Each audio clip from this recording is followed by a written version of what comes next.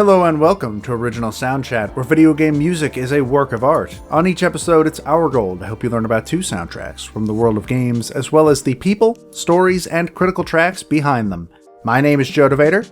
And I'm Peter Spezia. We're brought to you by Anonymous Dinosaur and Rhymes with Asia. It's time to appreciate great OSTs and the games they come from without getting too bogged down in music theory. Up first this week for our 2 games is 2010's Pokémon Black and White, a back-to-basics approach for Generation 5 that told a striking tale of morality and what it means to own those pocket monsters. Following that is the journey of Richter Belmont to once again slay the evil Count Dracula and rescue his lover by teaming up with a 12-year-old? 1993's Castlevania Rondo of Blood. Ooh, there are castles. There are monsters. There may or may not be birds that fight for you. Yeah, you got Unpheasant in Pokemon, and Maria fights by throwing 2 doves out. Well, there you go. It's perfect. No, it's a great couple of games this week. I think fascinating soundtracks that achieve so much on the platforms that they are on. Joe, how are you doing? What are you playing? What's going on? I've been doing pretty all right. Me and Matt finally got to sit down and play half of Halo. So I've now played half of a Halo game for the first time in my life. I mean, that's not in preparation for a Smash Your Piece or anything, is it? Oh God, I wish it was. In a way, because that would actually be like a breaking thing. No, we've been meaning to play Halo for a while, and when we tried to do it on PC several times, it just would not let us connect together into a game. And now that I have an Xbox, and he's borrowing an Xbox for our next Masterpieces game, we just decided to try it on Xbox, and what do you know, it worked. And we played for 5 hours, and we stopped right before the library, which I'm told is a level that is well known. It is an infamous level in that game. I hope you're enjoying it. I found it to be a game that's going to a location, shoot some things, go to a location, shoot some things. I mean, it may start a nice canon overall, but I may or may not have fallen asleep while playing a Halo game once before. I don't know if I'd be playing it if I weren't playing it in co-op with Matt. Yeah. I think that has added to the fun of the whole thing astronomically. Like driving the Warthog. Wow. How does it control like that? Why does it control like that? Who thought that was a good idea? But when you're like accidentally driving off of cliffs with a friend, it's a lot of fun. It's very funny. And also Matt can carry me throughout the game because I'm bad at shooters. Well, let's see. I finished Super Mario Galaxy. Got that done. That was good. I played a game with my girlfriend that I'll be talking about next week on the show. Ooh. Tease. And then I got back on my Assassin's Creed garbage and realized I hadn't played Assassin's Creed Origins since I beat it in late 2017. So I did some map cleanup, and then I played the Hidden Ones DLC, and I'm about to start the Curse of the Pharaohs DLC. So, just gearing up for Valhalla when that and every other game comes out in mid-November. So many games. It's like in one stretch of 1 week, too. Like both consoles and every game and its mother comes out in that one stretch of November. It's gonna be crazy. Well, let's talk about some composer follow-up news. The composers we talk about on this show, they're still making great things, doing great things, and sometimes their work crosses over with the headlines from the video game industry. I think no bigger headline this week than one that broke Twitter. The announcement that Steve and Alex from Minecraft are the next downloadable fighters for Super Smash Bros. Ultimate. What a big announcement to pair up with the best-selling game of all time. There will be 7 new remixes with this pack, but the music is still to be determined as of this recording. See, tomorrow is when Sakurai is detailing how these characters play, and so maybe next time we'll have more details on who's doing the different arrangements and all that. I know I certainly did not recognize the music that was used for the reveal trailer. Oh, I've put hundreds of hours into Minecraft. I didn't recognize the music that was in the reveal trailer. I am crossing my fingers for this being a backdoor entry for Lena Raine to get some music into Smash. She did the soundtrack for the Nether update, which was the last big update earlier this year that Minecraft got. So here is hoping. Would I prefer Celeste music? Absolutely. Do I have this vague hope in my heart that will not come true, that if Lena Raine was already doing a remix for Smash, that they might also just say, why don't we put a Madeline Me costume in and bring in a remix of Reach for the Summit? Sure, but there's no way I doubt that'll happen. But I'm hoping that we see some Lena Raine stuff. I don't know. Stranger things have happened with you speaking things into existence, so... That's true. Meanwhile, The Pathless, which is a game that looks amazing and is getting music by Austin Wintory, releases November 12th for PS5, PS4, on the Epic Games Store, and for Apple Arcade. They showed this game off at one of the State of Plays last month, and it looks real cool. Like, it looks really, really cool. It's an archery game where you, like, control the game through shooting arrows, essentially. And I'm very excited to give this game a shot. Yeah, it looks really cool. It was something that when it was shown off at the PlayStation event that it was featured at, I was like, oh god, this music sounds really good. Oh yeah, it's Austin Wintory. That makes sense. And it's the team that made Abzu, that giant squid there. So, looking forward to that one for sure. Just another game to stack onto that mid-November. Just another one. It's the day before Melody of Memories. Oh, I didn't even realize that one. So many games. It's gonna be a crazy time. Well, not as crazy times as these, where Donald Trump has COVID-19 because 2020 is the weird series finale that keeps on writing new twists. I don't know, but let's talk about video games. Let's talk about Pokémon Black and White. Yes, we are talking about another Pokémon game. We started with Diamond and Pearl in episode 19, then Red and Blue in episode 42 alongside Pokken Tournament, then Pokemon Crystal in episode 55, and just very recently with Pokemon Snap in episode 85. So here we are in episode 89, and we've covered Generation 1, 2, 4, and now 5. Pokemon Black and White was released on September 18th, 2010 in Japan for Nintendo DS. Europe got the game on March 4th, 2011, North America on March 6th, and Australia on March 10th. It is developed by Game Freak and published by the Pokemon Company and Nintendo. It's like every other mainline Pokemon game. It is a Japanese role-playing game with a top-down third-person camera, where, as a Pokemon trainer, players battle and collect monsters through random or scripted encounters, and then battle other trainers with those monsters.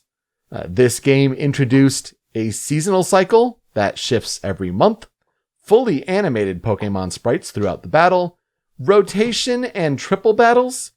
There are wild double battle encounters with these dark grass patches, also rustling grass for strong encounters.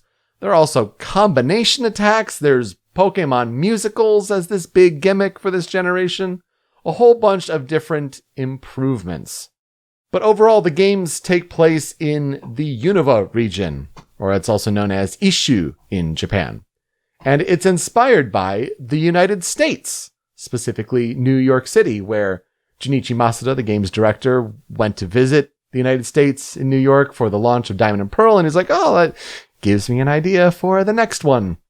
Anyway, the player is starting their Pokemon journey with their rivals and friends Charon and Bianca, as Professor Juniper offers them all the choice between a grass-type Snivy, a fire-type Tepig, or a water-type Oshawott. The journey will not be easy, though, as you'll encounter the evil Team Plasma along your way to the Pokemon League. They're a Knights Templar-like group, and their goal is to separate Pokemon from people, claiming that humans are only hindrances to the lives and interests of Pokémon. The player will also occasionally encounter N, the mysterious leader of the organization. Just who is N? What is Team Plasma really up to? And who will prevail in the battle of truth and ideals? Joe, here's where I'll ask you, what are our experiences with Pokémon Black and White? So I'm pretty sure Black and White was the second Pokemon game that I ever played at launch. I'm pretty sure I bought Black, if I remember correctly. I have vivid memories of Black and White coming out because me and my roommate Ben, before we were roommates, we did a 24-hour live stream, Pokemon themed, leading up to the release of Pokemon Black and White. And that was my first experience doing anything like that. It was weird and tiring. We only did it 2 other times. Once was a disaster and the other nobody watched. So we kind of just stopped doing it. But I remember it being a lot of fun. And then I remember playing the game. And I think it's one of the best games in the series. Honestly, it's really, really up there. I think some people have soured on it in recent years. I don't 100% know why, but I think it's very, very good, and it being the last 2D Pokemon game is, I think, also very noteworthy and cool. Yeah, that is a really good point, because with Generation 6 and X and Y, moving up to that 3DS, that 3D analog stick, that did change things for sure. I agree with you. I think this is one of the best in the series. I think I'll still give it to Heart Gold, Soul Silver. Overall, I think we both kind of agree on that one. Mm-hmm. But this is up there. It's up there for sure. And it's kind of like honing down and kind of perfecting the formula. It didn't really do much as far as innovation goes, but taking it and making it work well. I think that's the gist of Pokemon Black and White. I got White at launch. I was working at Toys R Us at the time in their games department, so I was able to secure my copy and a whole bunch of different knickknacks along the way. And then also I was working on relaunching my web show, WTF Pokemon, at the time, and that was right alongside Pokemon Black and White in March 2011 there. So a few combination of things there. It's hard to believe that that's 3 generations in the past now. A decade ago. Wow. To say that's about 10 years ago, that's really, really crazy. Well, Pokemon Black and White was originally announced to be in development on January 29th, 2010, and the titles were revealed as Black and White on April 9th, 2010. The game is meant to be kind of a reset for Pokemon. 156 new creatures were added, and that's apparently the most that has ever been added in one generation. And I think the big deal that I really appreciate with Black and White that they didn't really do carrying forward with all these, Gen 6, 7, 8, is that the main game is just those creatures. It's only those 156 that you interact with for the bulk of the main game.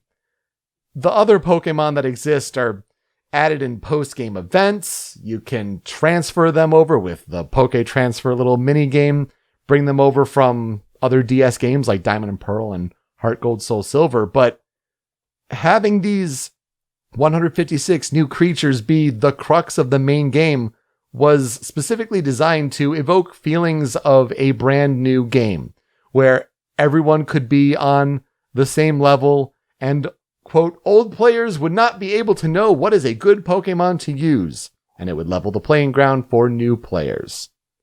So I think I've always appreciated that about this game. It may have seemed weird, I want to catch a Pikachu. Instead, I'm stuck with this flying squirrel named Emolga. Hey, I like Emolga, though. Emolga's cool. It's not Pikachu, obviously, but I dig Emolga, even though Elesa tried real hard to make sure I didn't. Yeah. What a pain that gym battle was for sure with Volt switching. So it's a really, really fun main story on that front. And then, the rest of it opens up in the post game. Because now I think we've gotten used to global releases for Pokemon games. You got to kind of remember this was a time where, there were several months in between the Japanese release and the game releasing to the rest of the world. So there was a marketing push after that Japanese release. Even the Thanksgiving Day Parade, the Macy's Thanksgiving Day Parade in 2010, had floats of Reshiram and Zekrom, the two box legendaries, alongside the Pikachu there. So they were really starting to push hard. After all, do you remember the names of Sutarja, or as Snivy was formerly known, Smugleaf by fans? Tepig was known as Pokabu. Oshawott was Mijumaru. I remember Smugleaf. Those were the days, Smugleaf. But yeah, there were certain set reveals to reveal those American names or Western names. And then Professor Araragi. It's it's Professor Juniper. And she's the first woman professor in the mainline series of games. So there was a whole push in the months leading up to the Western releases of this game. I remember Smugleaf too, yeah. And it's weird to think that Professor Juniper was the first female professor, especially considering we would not get another one until the last games, Sword and Shield. With Mia Magnolia. So, just very interesting on that front. But not only that, there was also a cease and desist from Nintendo of America concerning the sites of Cerebi and Poke Beach and their coverage of the Japanese version of the game on its launch day in September. Talking about how it was harming the brand and, you must have gotten it from a ROM. And it's no, we got it from 2chan in Japan. Turns out Americans can read Japanese if they learn to. So, yeah, I'm glad times have changed and we're now on worldwide releases for the big Pokemon games. At the time, Pokemon Black and White was reviewed very well with a Metacritic average of 87. It got a perfect score from Famitsu, which was the 15th ever game at the time and the first Pokemon game to do so. It was a very good refinement, as many critics noted, and it's still seen as one of the best Pokemon games at the time, of all time, but there were gripes that it didn't innovate as much as expected, and there were also some complaints about some monster designs. People didn't like gears or ice cream cones. And it's did you look at some of those Gen 1 designs? My favorite is people complaining about the gears and people going, that's just a differently shaped Magnemite. What's wrong with you? Yeah, I'm not a fan of those complaints, as you might be able to tell. It's feels a little shallow and just looking for something to complain about. Mm-hmm. Pokemon Black and White are the 6th best-selling DS games of all time. They sold 15.64 million units as of March 2020, behind actually Diamond and Pearl's 17.67 million, and those are the 5th best-selling DS games of all time. Highest Pokemon selling games on DS, though. And as far as awards go, Pokemon Black and White, when you're talking about games that launched in 2011 and how our Western-centric show, what kind of awards could be done here? They may have been among the best DS games of the year for 2011, but do note that Pokemon Black and White launched less than a month before the launch of Nintendo 3DS in North America. So when they're talking about DS game, well, let's just bundle it with the 3DS games. Let's give it to Super Mario 3D Land. That's the best Nintendo handheld game of the year. Oh, okay. And it's also tough to go up against the Elder Scrolls V Skyrim for best RPG of that year. As far as the legacy of Pokemon Black and White goes, everyone was expecting a Pokemon Gray, a third version, a director's cut. After all, that had been what you do. Yellow, Crystal, Emerald, Platinum. No! Pokemon Black 2 and White 2. Direct sequels that take place 2 years later in the story, and they were released in 2012 on DS. You could link with the original games for added bonuses. There was an easy or a challenge mode, and also there would be flashbacks in the story that would connect the two narratives, like what happened in the years in between, which that is pretty neat. A little weird way of connecting to the original game, but still a very cool thing to do. And then, of course, Generation 5 has popped up in all sorts of different things for Nintendo, most notably Unova Pokemon League as a stage in Super Smash Bros. For Wii U and 3DS, carrying over into Ultimate. You get different Gen 5 Pokemon as Pokeballs in Super Smash Bros. I mean, different things like that. So Gen 5 lives on one way or another. It's obviously not the next one to be remastered, remade, or whatever. That would be Gen 4 Diamond and Pearl if they decide to do that. But I feel like they're games that still hold up today. The composer that we will talk about for Pokemon Black and White is Shota Kageyama. Shota Kageyama was born on August 26th, 1982 in Hyogo, Japan. He is blood type B, and we actually have some information on Shota Kageyama. When he was 4, seeing his kindergarten teacher play piano sparked his desire to learn the instrument, so he started taking lessons. His first composition that he ever did, he did that at age 10 for a piano recital. He says the first CD that he ever bought was a Dragon Quest orchestral concert disc. And so from then on, he had been influenced by video game music. He became personally involved with computer music through a high school club, and he produced and distributed an original CD for the school cultural festival. Apparently, a track on this CD won a prize in a national competition, and it was through that he started considering composition as a career seriously. So he ended up starting his career as a composer in Yasunori Mitsuda's production company known as Procyon Studio, and he started his career composing for the game Luminous Arc that they created. He then joined Game Freak and started composing a whole bunch of different Pokemon projects starting on Heart Gold and Soul Silver. He did leave Game Freak, though, at the start of 2014 to start a new company called Spica Musica, but he still works with Game Freak occasionally, so still on good terms with them. On the side, he formed his own band Lassetto for his own compositions here and there. You can follow him on Twitter at Shota Kageyama. So his discography includes Luminous Arc, Pokemon Heart Gold Soul Silver, and other Pokemon games, Black and White, Black 2 and White 2, X and Y, Omega Ruby and Alpha Sapphire. He was a guest composer on Pokken Tournament, composed for Pokemon Duel, Pokemon Let's Go Pikachu and Eevee, Pokemon Masters. Also, recently, he's composed for Ninjala, and he will be the head composer, it seems, on the game Pokemon Unite, the collaboration with Tencent there, the Pokemon MOBA. So that seems interesting. I had not heard about that, but, digging through his Twitter account, found out those. He has also contributed arrangements to Super Smash Bros., and we like to highlight when a composer does that. In Brawl, he arranged the title/ending for Super Mario World, opening from Donkey Kong, Hidden Mountain and Fortress from The Legend of Zelda: A Link to the Past, and Obstacle Course from Yoshi's Island. For 3DS and Wii U, he arranged Super Mario Bros. 3 medley, End's Castle medley, he composed and arranged that because that's his original composition, and Quickman Stage from Mega Man 2.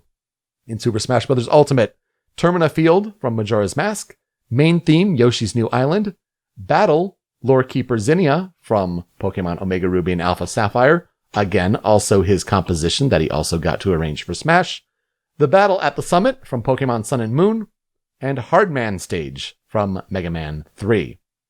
So this was Shota Kageyama's first project as sound director for the game. He was also the primary composer, but other credited composers include Go Ichinose, Hitomi Sato, Junichi Masuda, and Minako Adachi. A few of those we've talked about on the show before.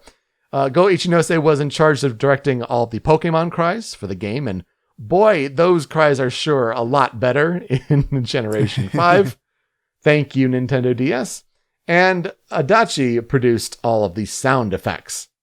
This soundtrack is pretty notable for Pokemon in that it includes new tracks in battle, one for low health for your own Pokemon, and then also the gym leader taking their last stand with their Pokemon. The only one that does this, too.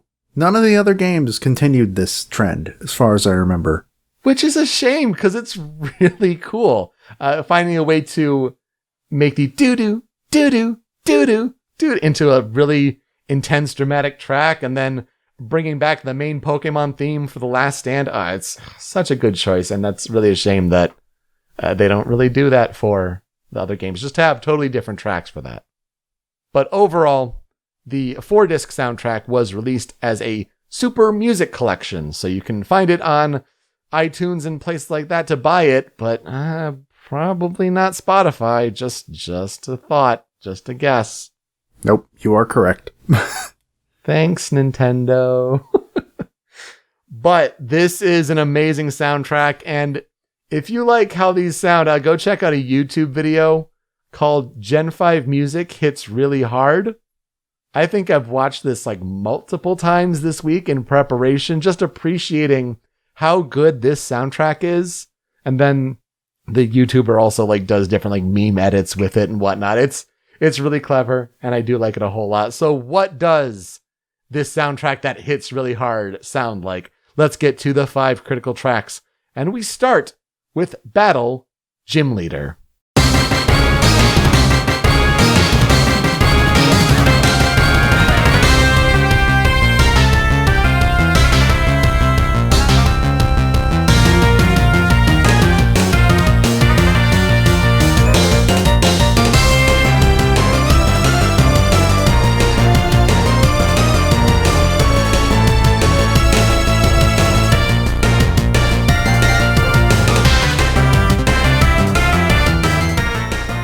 Many of the battle tracks in the mainline Pokemon games are composed by Junichi Masuda, and this is no exception. 3 of the 5 are composed by him in this Critical 5.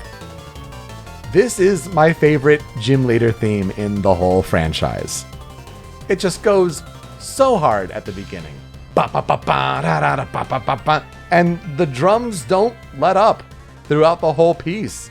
When you get that main melody going, you get timpanis going in it. And I know they're DS midis, they're playing off that sound chip in the DS, but you know what? They sound pretty good, honestly, for this kind of presentation of sound. So I'm really a big fan of this song, the energy that it has. And again, this is one where, yeah, it can fluctuate between those other songs of, oh, your Pokemon's health is low, or the gym leader is down to their last Pokemon, and it just creates a good flow of battle for some of these critical pieces.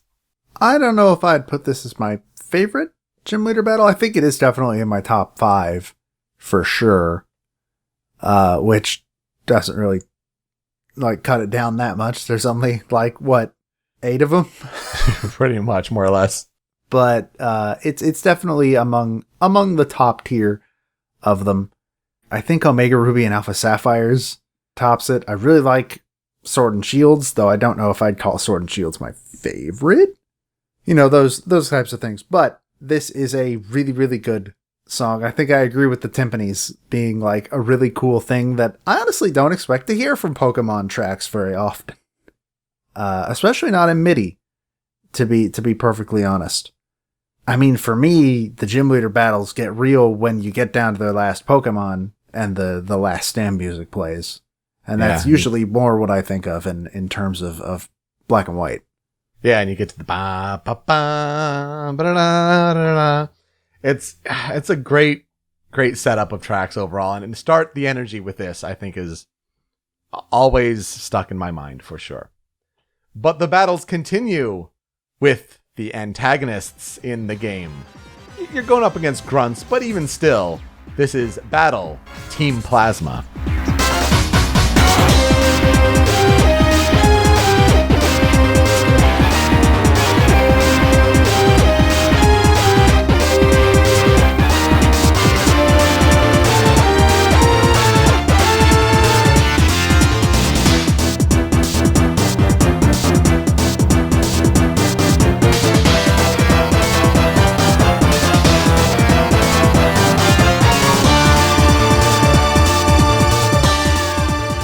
Once again, composed by Junichi Masuda. Once again, another piece that goes really hard with its intro, but unfortunately it's not in the clip. But to start that battle and know that you're in a Team Plasma fight, and it's got this offbeat rhythm to it. Like, it has another really great energy to it. And I think like that's the gist of if that meme YouTube video with, Gen 5 music hits really hard, it's really giving off that energy, and that it really pushes the boundaries probably more than any other Pokemon soundtrack. And that's really why I like this one a whole lot. But I mean, man, the Plasma Grunt fight, really, really great stuff. I'll note for Black and White 2, some of these tracks do carry over, but then like some instruments get added even more to it, and like it kind of overmodulates things a little bit. I feel like there's a good simplicity in a way when you compare the two for the original Black and White's music. And I feel like this is the same thing with the Team Plasma fight. Like better, more distilled at its fundamentals here. I think this might be my favorite battle theme in the game, actually. It's definitely up there as one of my favorite, like, villain team battles for sure. Mm-hmm. I think it's this. Team Galactic is up there. The Gen 2 Rocket theme. Like, those are all pretty good. But this one, I think it's the rhythm. Like you pointed out, it's just such a neat rhythm to sort of drum along to.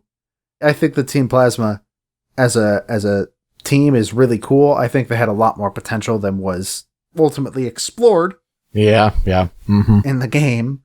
I think they could have done a lot more with them than they ended up doing.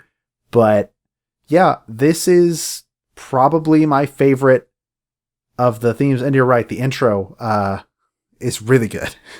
Like, go look it up, everybody. Like Peter said, it's not in the clip, but like it's a really good intro. Yeah, another one of those ones where we talk about like that little bit that gets you into the battle. It's so good. An underrated one on the soundtrack that I think may catch some people's attention is number 3 on their Critical 5. This is Route 10.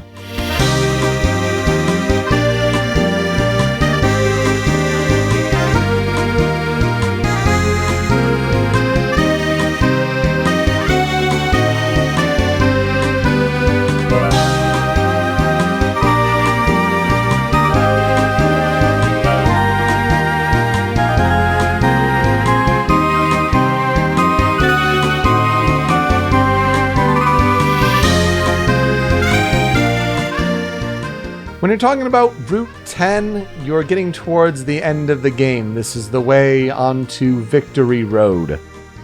From Opelucid City to Victory Road. And wow, I think honestly, one of the best route themes that Pokemon has ever had.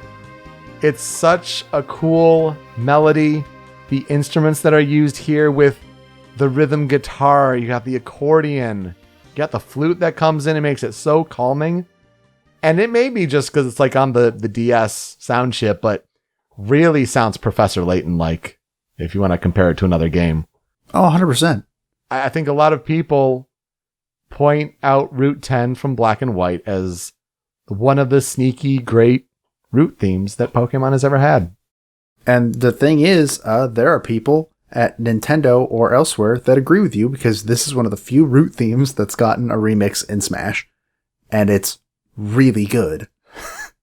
I will agree with, it's Layton. And I think this is, because there are a few standout route themes in Pokemon games, but for the most part, I forget most of them. Like the instant you hear them anymore. I think there's like one in Diamond and Pearl that I remember just because it's so disgustingly catchy.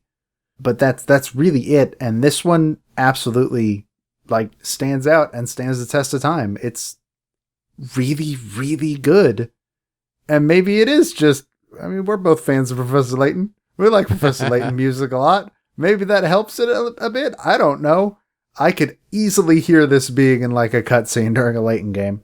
Oh my gosh, yes. It's totally that accordion. Yeah, it's the accordion 100%. So shouts out to Shota Kageyama for that composition there. But we get to the battles again, and this is approaching the end game. Number 4 on the Critical 5 is Battle Reshiram Zekrom.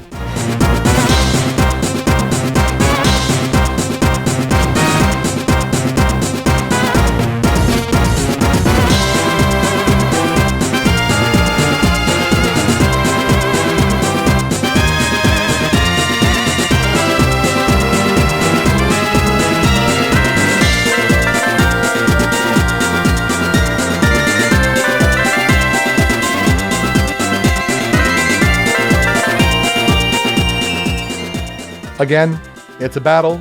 It's composed by Junichi Masuda. He's just got that sound. He really does, and boy, it works. Whenever he stops composing battle themes for Pokemon, that's going to be a sad, sad day. This one is okay in terms of the different legendary Pokemon battle themes that there have been when you're trying to catch them.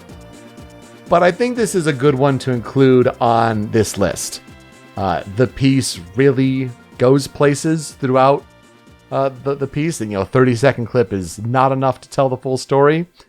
And it's just this march-like beat that keeps up the pace. It's also a cool way for how it's mixed into the end game of this game, which, if you don't remember or don't know, the way that this game tackled the Elite Four and its end game was super cool and different. For example, the Elite Four members all are at the same level, and you could pick which order you tackled them in. And then it leads to end game things and all that, but I feel like this is an important track for this game overall. Does it stand up compared to some of the other legendary themes throughout Pokemon? No, but still a really good piece. This is the first one to do the Elite Four that way, because they've all done it like that since, haven't they? I think so. I believe, like, Sun and Moon I know does. X and Y I'm pretty sure does. Sword and Shield absolutely does. So that started in Black and White. I've never realized that. Neat. This is a cool theme, but I mostly have good memories of it pretty much entirely because this is the best inclusion of a legendary in the actual end game of any Pokemon game at all. Mm-hmm. I guess Diamond and Pearl probably gives it a bit of a run for its money, honestly. But the fact that you have to catch it, that's a little bit of a bummer for some people, but like you have to catch it. It's the first time that they've ever done that. But then once you do catch it, then you immediately afterwards have the battle with the final boss, who caught the other one. And it's so cool. It's a really, really cool moment. And this song, that's what I always think about when I hear this song. And also, this song also got a Smash remix, and it's very, very cool. Absolutely. Absolutely. But let's end the Critical 5 with literally the end. Number 5 is Ending.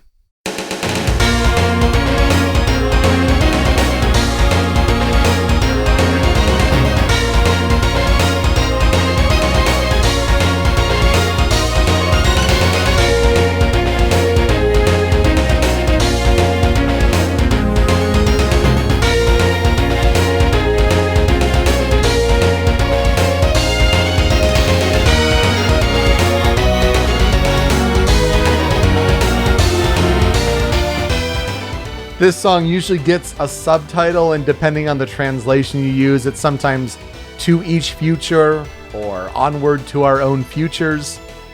Yeah, the piece starts like that.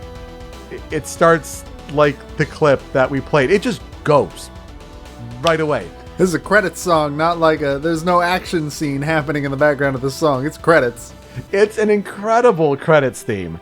And I don't think it's ever really recognized for just how good it is. I think it makes you feel like really accomplished for beating this game, because the original Black and White, like, I think it's generally harder than most of the other generations before it. So it feels like a pretty good accomplishment to beat this game, and it just makes you feel great. Yeah, this is one of the more neat credits themes that Pokemon has ever had, and I agree. I don't hear people talk about it, like, ever. Like, I forgot about it until we started getting ready to do this show. And I'm ashamed of myself for that, because this song rules. It's great. Well, if we can bring more attention to this piece through this show, then I'm all for it. We have tracks on the cutting room floor. Joe, you have 2. Hit me with them. So, my 2 tracks. I got 1 battle theme. Let's start with Battle Sharon and Bianca.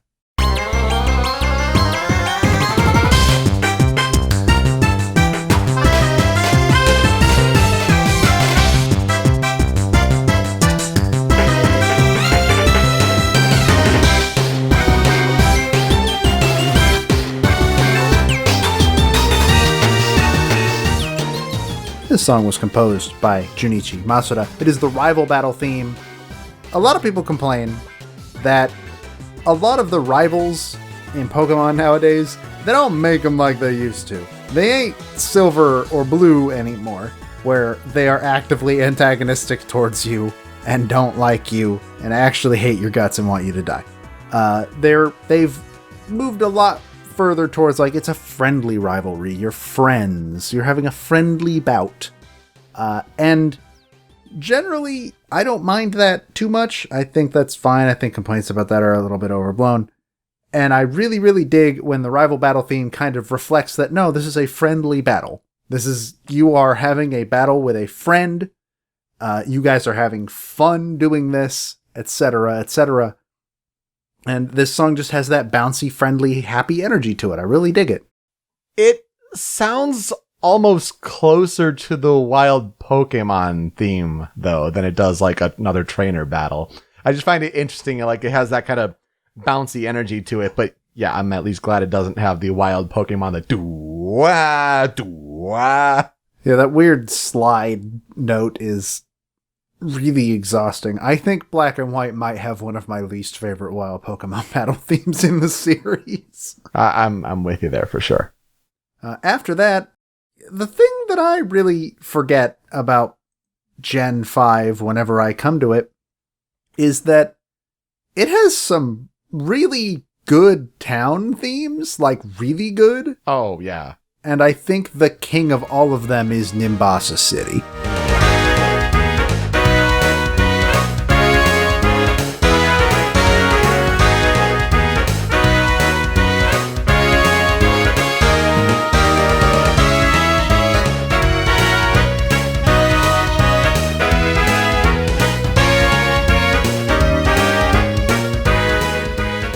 It was actually a tie between this and Driftvale, because Driftvale is also very good. But like this one it feels like big city living, baby. Which kind of makes sense. It feels like a big, flashy city that you're walking into, which makes sense for Nimbasa, because that's where the Ferris wheel and stuff is. So that's why I always remember Nimbasa City. And also, again, Elisa tried really hard to make me not like Emolga. God, yeah, this just sounds so jazzy. It sounds inspired by Las Vegas, if you want to continue the US theming a little bit. Also, shouts out to Castelia and Accumula. Yeah, both of those are also very good. Mm-hmm. I mean, just great themes overall across this soundtrack. My two songs on the cutting room floor, one of mine is An Unwavering Heart.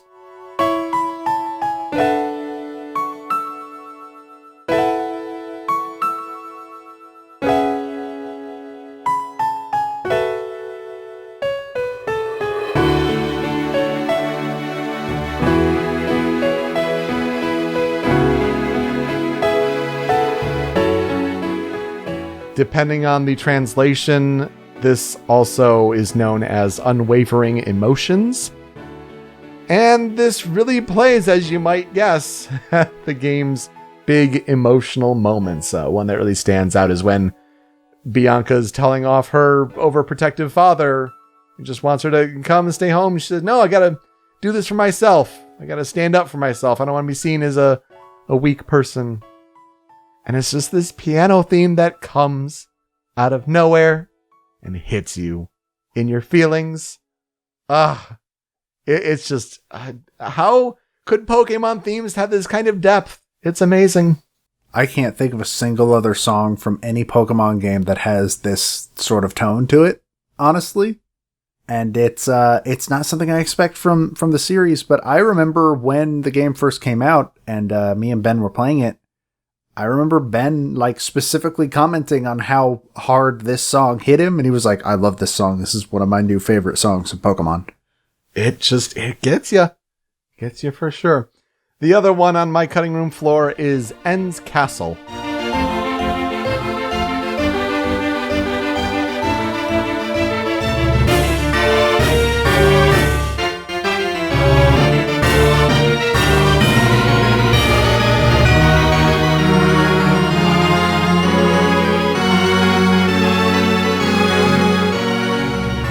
Overall, when we've talked about songs that have reached Super Smash Brothers from Pokemon Black and White, or Gen 5 overall.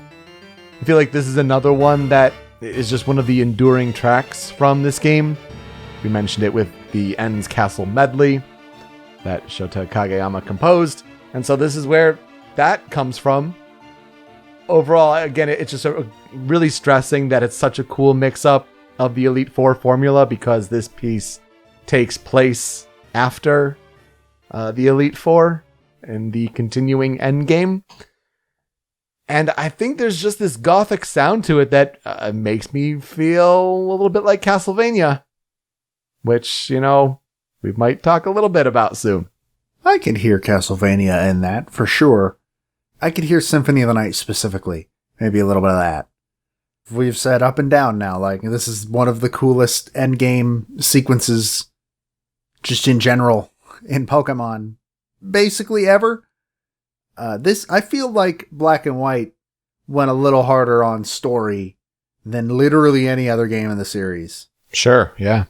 I'm a little sad that experiment seemed to not have led to them wanting to keep that up, but it's a really interesting relic of the time.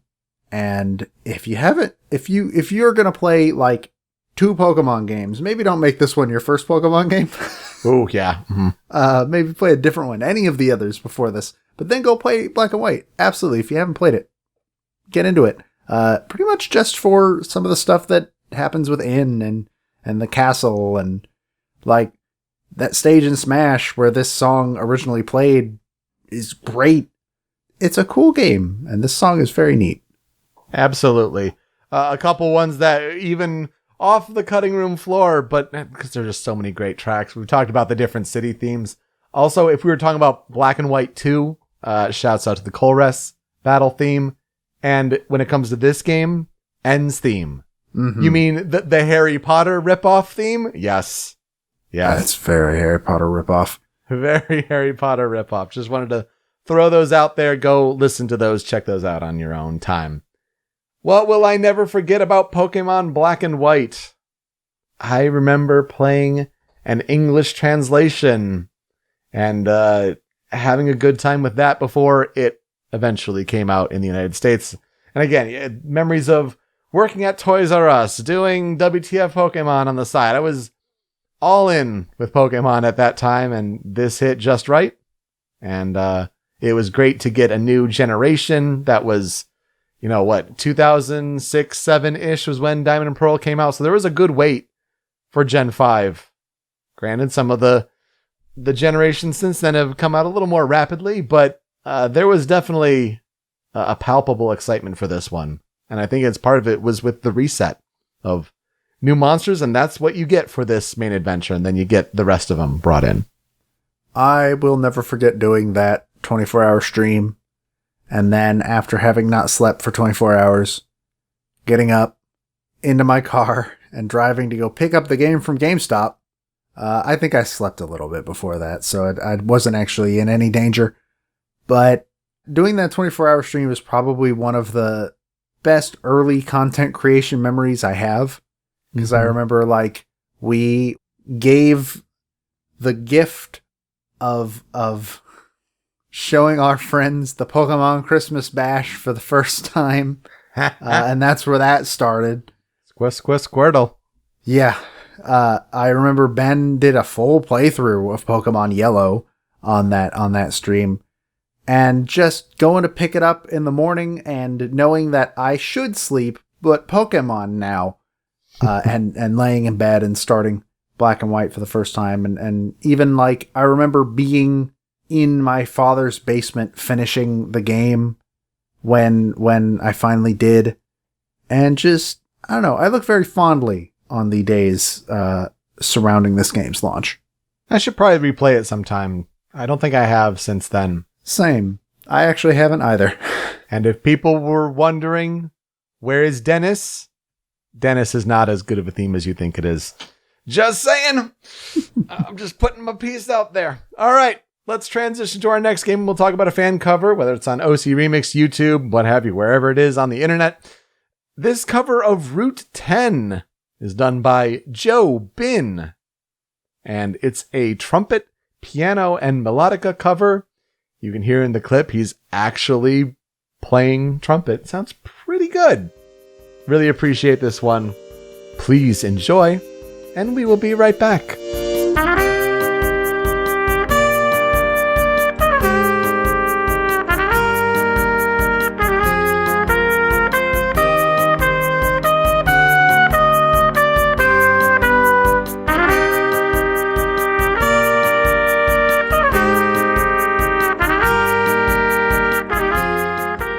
Let's talk about monsters of a different sort, shall we? As we dive into Castlevania Rondo of Blood, which was originally released for the PC Engine on October 29th, 1993 in Japan. If you don't know what the PC Engine is, that's okay, it wasn't successful here. Also, we called it the TurboGrafx 16. Aha, okay. Those are the same thing, but it was not successful here at all. So that's why we never got this game. Like pretty much all Castlevania games, it was developed and published by Konami. It is the 10th game in the Castlevania franchise. This will be the third one that we have brought to this show. The first time we talked about Castlevania was back in episode 21 when Peter brought Symphony of the Night to the table. That one is the second half of the genre term Metroidvania, meaning that it is a sort of open-ended map exploration game. Rondo is a lot closer to the second game that we have covered from the franchise, the original NES game Castlevania, which was covered back in episode 56. Rondo of Blood is a 2D action platformer where the player mainly takes control of Richter Belmont, a descendant of the famous vampire hunting clan. For you see, the year is 1792, and the vampire Dracula has once again been resurrected. When Dracula's servant, the dark wizard Shaft, kidnaps Richter's lover Annette, Richter journeys to the vampire's castle to slay him and save her.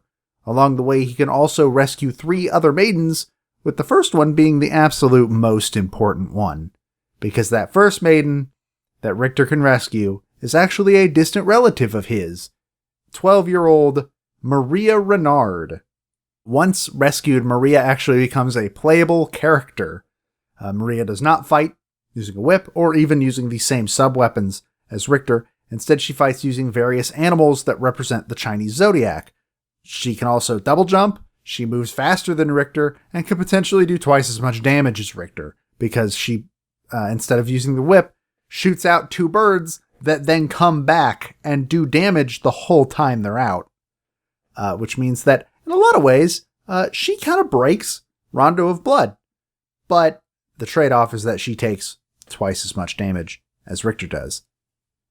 Another addition to the Castlevania series that Rondo of Blood makes is the item crash abilities that allow characters to use a large amount of hearts, which in Castlevania aren't health because God is dead. They are ammo for your sub-weapons. You can just use a whole chunk of those and do this big super attack based on whatever sub-weapon they are carrying. So like the cross is the Grand Cross, which is the most famous one, where he just like goes Super Saiyan and a billion crosses fly across the screen and kill anything in range. Unlike previous games in the series, stages in Rondo are untimed, thank God, and many of them actually have multiple exits that can lead to different stages, meaning that the game can be rather varied upon replay. Like there are, I think, 2 or 3 different routes you can end up taking through the game. And it's just a neat game. There's not much more to say because in the end it kind of just plays like Castlevania. So this is where I will ask, what are our experiences with Rondo of Blood? I've never played it, but it's part of this collection on PS4 with Symphony of the Night. And when it's on sale, it's like it's $6.99 for those 2 games. And boy, doesn't that look real tempting. And I've had it in my cart multiple times. I just had never pulled the trigger, honestly. So that's what I think of, honestly. But yeah, with Super Smash Brothers recently, Richter being back in the spotlight a little bit again, some of his music being back in the spotlight definitely makes me think of that, but I don't know too much about the original game, to be honest. I played it because it was Richter's game for Smasher Pieces. I probably wouldn't have played it otherwise. I can't say it's a game I will ever go play again, but it's very good. I can admit that. It's really hard. Like, it's balls hard. But it's also still, like, pretty good. And if you can unlock Maria, like, she honestly makes a lot of the game a lot easier, except for very specific instances where she absolutely does not do that. She actually makes it way harder. Funnily enough, the final boss is not one of those moments. She destroys that. She rips that final boss to shreds. It's definitely worth going back to. I'd honestly say it's the most worth going back to game of the two games on that pack. Though, honestly, I still enjoyed my time with Symphony of the Night, but I think that just in terms of, like, Symphony of the Night is the beginnings of that genre, and so it was setting up some stuff that would be improved later, whereas Rondo is a perfection of what Castlevania had been doing for years before that. So in general, I think it's a better overall package. But yeah, it's a lot of fun. It's got a really, really good soundtrack. I'm very excited to talk about it. Unfortunately, not a lot of info on the game's development. It was well regarded when it came out, though. Some critics called it the best game the series had yet seen, and others liked it, but were comparing it to Super Castlevania 4. I guess that those two are just generally like, it's one of these two that's the best classic style Castlevania. Like, there's no real consensus on which one. Some critics even called it potentially one of the greatest side-scrolling platformers of all time. I don't know if I'd go that far, but I think it's definitely up there, especially for the era. My favorite thing, though, is that this game has had a bizarre relationship with being released in the West until recently.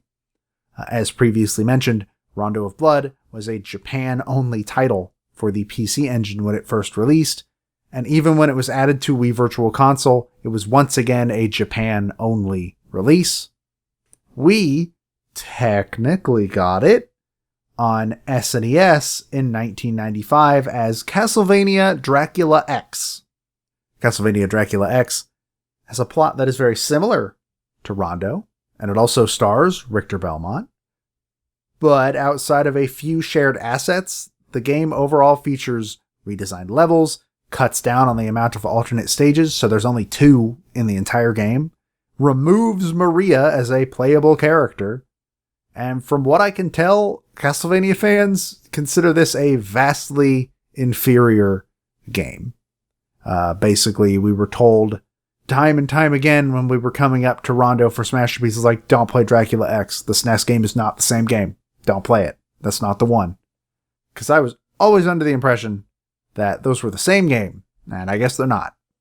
The game in general would go on to be overshadowed, obviously, in 1997, with its direct sequel, Castlevania Symphony of the Night, taking a majority of the franchise in a completely different direction. Rondo was then given a full remake on the PSP in 2007, titled Castlevania The Dracula X Chronicles. I was not aware of this, probably because it was on PSP, and I've never owned I owned a PSP for a little bit. I think I still do somewhere. The original game was included as a secret unlockable in this version, making it the first time that we had ever been given access to the original PC Engine game. Fun fact, Symphony of the Night is also an unlockable game in that.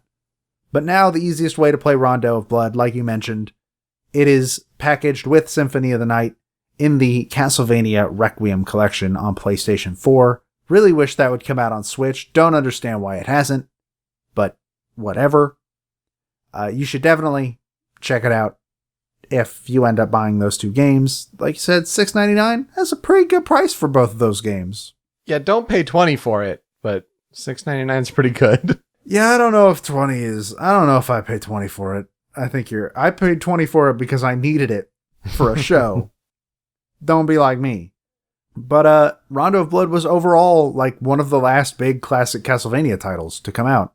Symphony would establish the Igavania portion of the franchise, which would largely end up like moved to handheld, like GBA, DS, etc., etc. Meanwhile, like console titles would attempt to bring Castlevania into 3D. These attempts did not work. None of them. The 64 ones are infamously bad. I kind of want to play them at some point to find out how bad.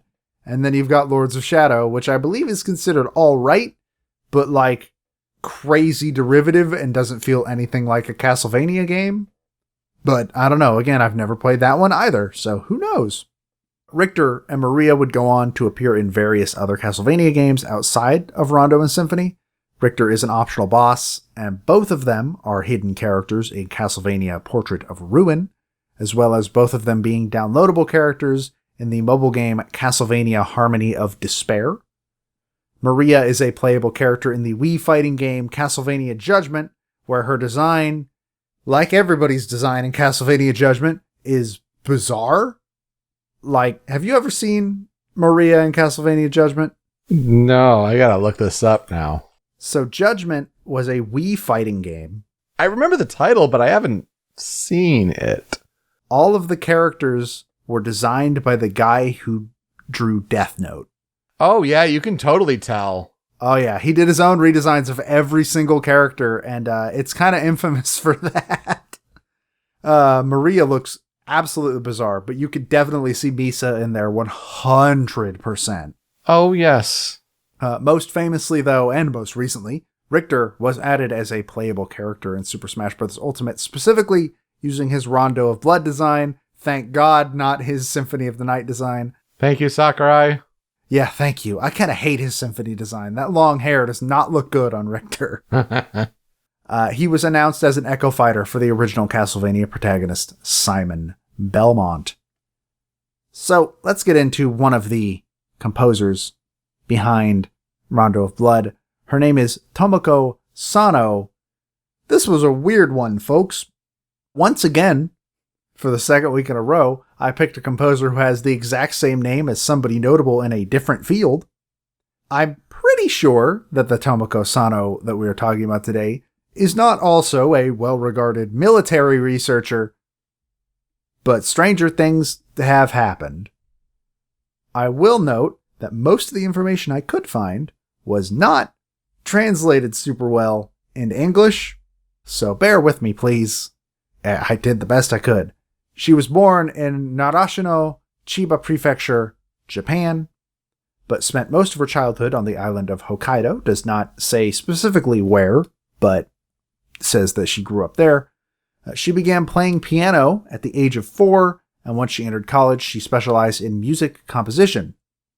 And then immediately after graduating, she entered the games industry. I think specifically Konami, but she does not specify, but it would make a lot of sense. And she began to work on music and sound effects for games. Sometime in the mid-90s, she left Konami, and a few years later started an Irish music band that toured around various events in Japan.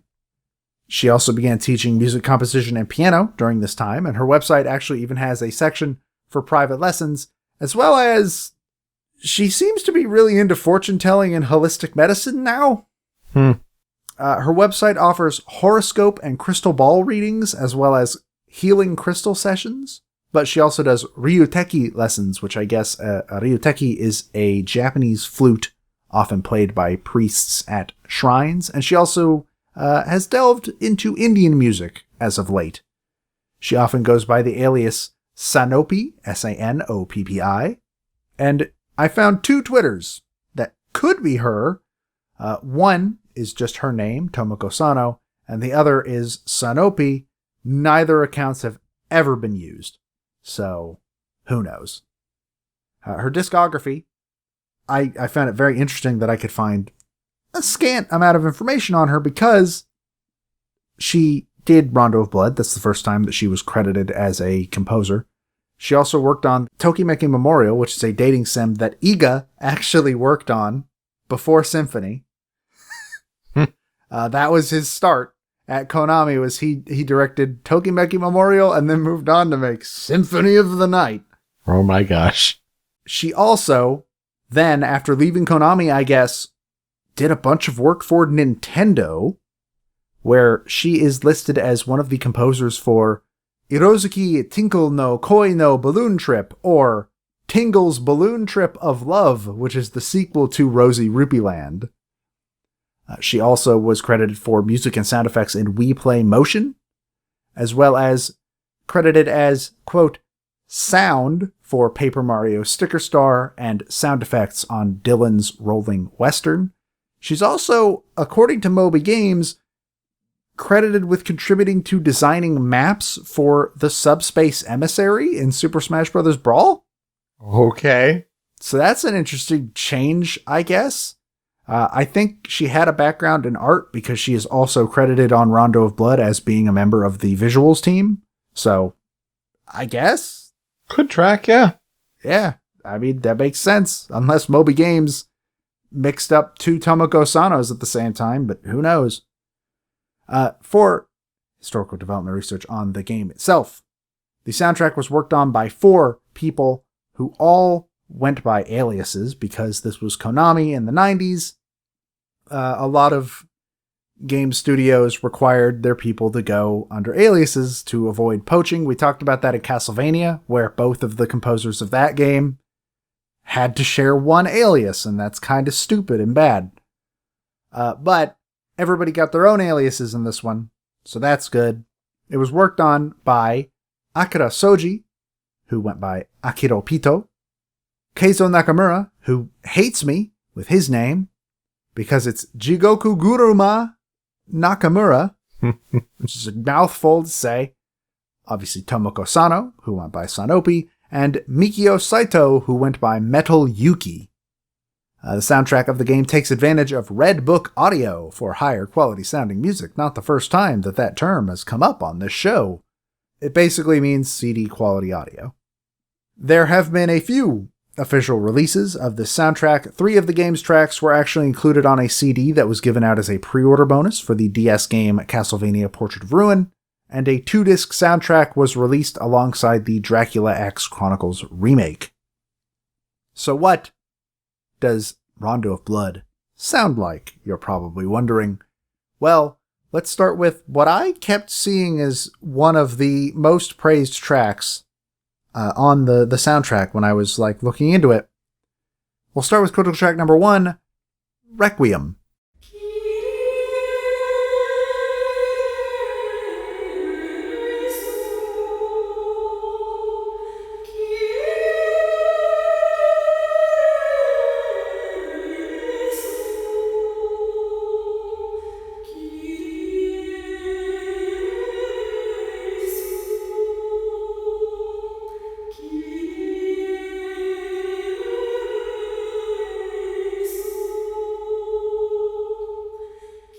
This was composed by Tomoko Sano. This is the title screen of the game.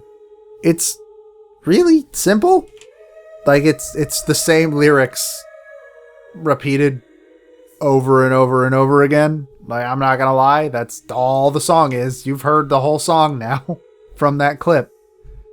But it really, really gives this cool tone to the title screen that I don't think a lot of games were able to pull off back then. This is honestly really cool for 1993.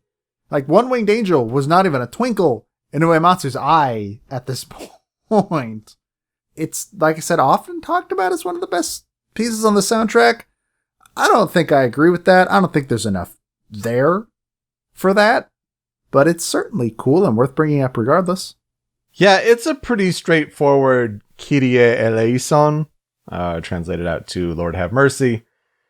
But you're right, for the vocal quality on a piece in 1993, say what you will with TurboGrafx 16, different format, using the CD quality, I'm sure it was a big accomplishment at the time. Simple piece, but yeah, remarkable for the era.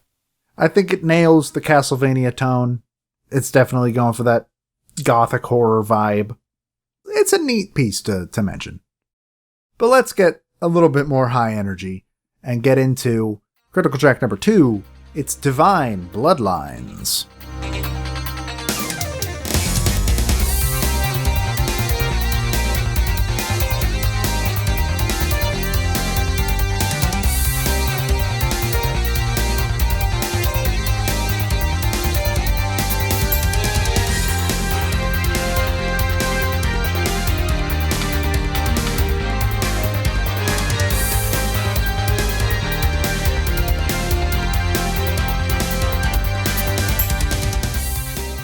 This song was composed by Akira Soji. Now, all the stages in Castlevania Rondo of Blood have like these over-dramatic titles, sometimes that don't make sense for the level, but whatever. This is the music for Stage 1, titled Dinner of Flames. That one at least makes sense because it is the opening level of the game where you are going through a flaming town as it is under siege by Dracula's monsters as Richter Belmont. This is often, I think, generally considered Richter's theme. It was one of the songs that came to Smash with Richter with a really, really good remix of it. Boy, did it. It's the song that is used in a shorter version to introduce Richter at the beginning of the game in a cutscene. And, yeah, it's a really cool feeling piece. I think it embraces a lot of Castlevania's more rock-centric origins while also having this really interesting... It doesn't sound like a classic Castlevania piece. Does that make sense?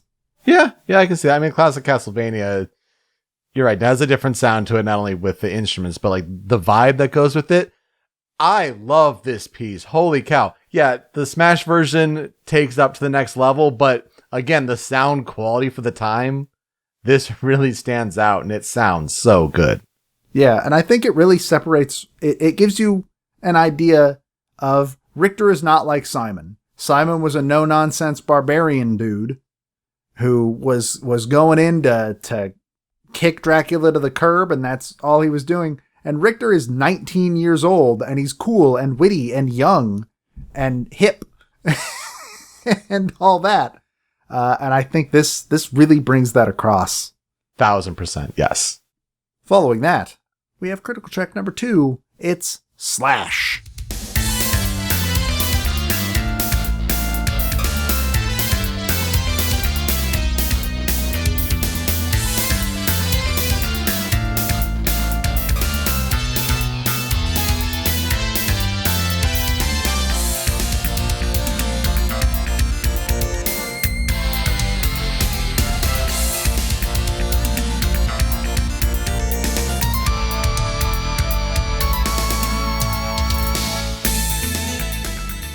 This was composed by Keizo Nakamura, not saying his name, not saying it again. This plays on the alternate Stage 4, which is called Fortress of the Water Demon. I think this one's a lot more in line with classic Castlevania. This one sounds a lot more like you would expect from the series. In fact, I kind of just assumed it was a rearrangement of a classical piece, but it does not appear to be the case. It is from this game. I don't think I played this level, but every YouTube comment is screaming about frogs. So apparently frogs are involved? Now that's pretty neat.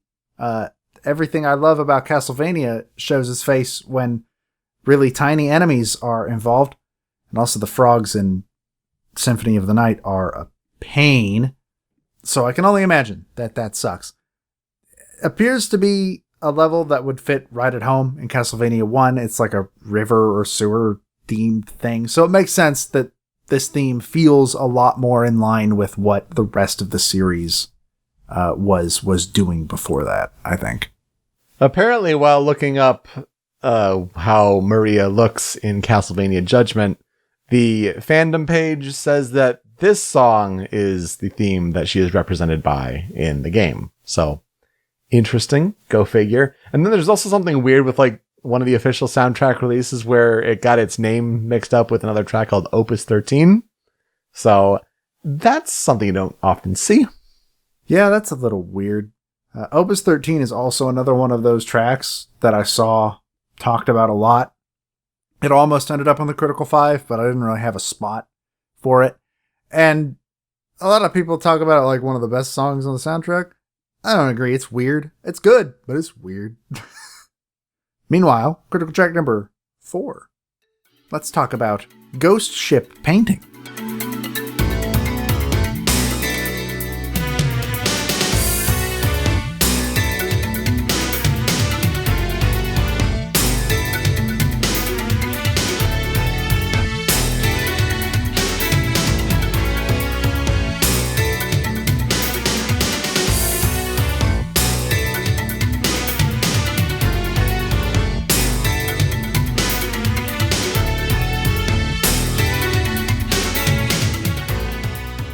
This song was, again, composed by Keizo Nakamura. It is the music for Stage 5, called The Devil Flies by Night. That name makes absolutely no sense, because this stage takes place on, if you couldn't guess from the title, a ghost ship that isn't flying. But whatever. This is a totally different feel from everything else in the game, though. Like, I really like that this song kind of focuses less on being this epic rock-heavy thing, and it just has this really catchy groove. It's got this nice bass line to it, and that drummer is just going to town. They're having the time of their life. I love it. I think this is one of my favorite songs in the game, purely for how different a vibe it brings to the table. Yeah, I'd put Divine Bloodlines as my favorite, but you're right. This is a second. This is really up there.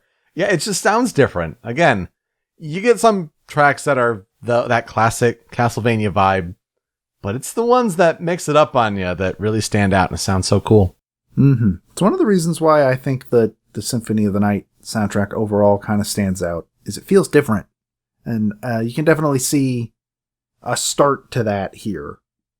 But my personal favorite track on the soundtrack is critical track number 5. We're talking Den.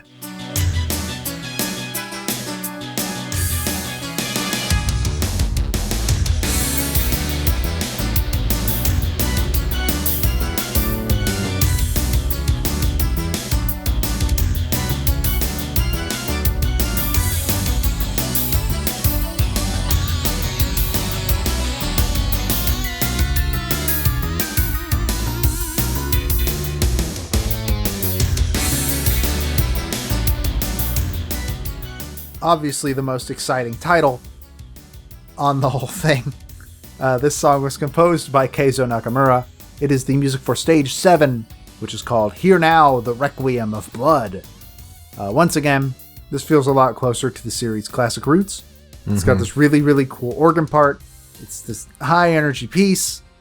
It's perfect for the final level of a Castlevania game because this is the final level. So of course it's the traditional clock tower. The clock tower with all the gears, and there's always the gears. You can feel that vibe for sure. And also, I just really like that at certain points in the song, it has these small references to both Vampire Killer and Bloody Tears built into the song. Oh, yeah. Like these tiny little references, like the dun-dun-dun-dun. And at some point, I think it just straight up turns into Bloody Tears for a little bit. It's a very, very good song, and I think those little references, like, shoot it up to the top for me. It's a good one for sure, yeah. Listening to da da da da da da da. Yeah, that's so cool. I'd never noticed that. It took me a few listens before I noticed it, but it's very, very neat. So, for tracks on the cutting room floor, let me bring a couple, because they're two that I absolutely adore these songs, but one has its origins in a past Castlevania game, and the other, I just like it because it's hilarious. The one that I wanted to bring up, because I don't think either of us are going to bring up its origin game anytime soon, but maybe eventually. That's Bloody Tears.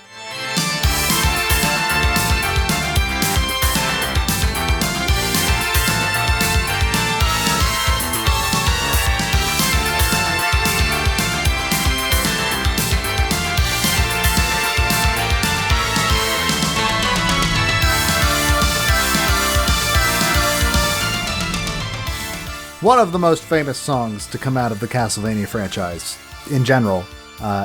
It was originally composed by Kenichi Matsubara. This version was arranged by Mikio Saito. This plays in Stage 3, An Evil Prayer Summons Darkness. It is a remix of Bloody Tears from Castlevania 2, Simon's Quest. Again, one of the most famous songs in the franchise. I think this is probably one of the best official versions of this song. Personally, I think Smash kind of dropped the ball by mixing it with a different song. Bloody Tears could have been its own track, but it's fine. But I like the Smash arrangement a lot better than this, to be honest. But yes, you're right. Bloody Tears is one of the greatest all-time Castlevania songs. I know Vampire Killer is more famous. It's the original, right? But I like Bloody Tears as a song a lot more. I also prefer Bloody Tears. Vampire Killer is good, but Bloody Tears just has this really cool feel to it. I dig it a lot. And then I have to talk about it. Merry Samba.